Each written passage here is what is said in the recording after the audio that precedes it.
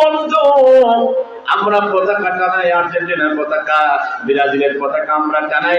অন্ধ সাহাবী তিনি কালেমার পতাকা ধরে যুদ্ধের ময়দানে চলে গেলেন। যুদ্ধ চলতে একজন কাফের পিছন দিক থেকে এসে তিনি তীর মেরেছেন। মারার পরে তিনি বুঝতে পারেন নাই মানুষ নাকি অন্য কেউ। হালকা নাড়াচাড়া দিলেন, এই কাফের তিনি আবারও তীর মারলেন।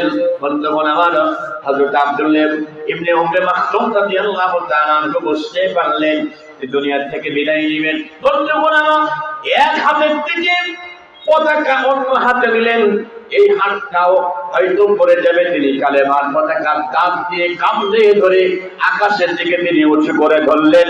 কালেমার পতাকা তিনি জমিনে পড়তে দেয় নাই। আল্লাহু আকবার, জোরে বলেন। আপনার যুবকরা কান খারাপ কোনো শোনো, যেহেতু পাবনাতে বেশি মাহফিল হয়, এর ইসলামী আন্দোলন কর্মীরা সব